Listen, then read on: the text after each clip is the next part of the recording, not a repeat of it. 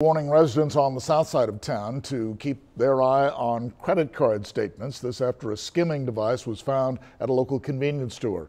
It was discovered yesterday on an ATM inside the Stripe store in the 6800 block of Everhart. A man using the ATM found that skimmer when he was trying to withdraw money. It reportedly came off after the man's card got stuck. Police are reviewing security footage, and if you think you might have been a victim, be sure to contact police 361-886-2600.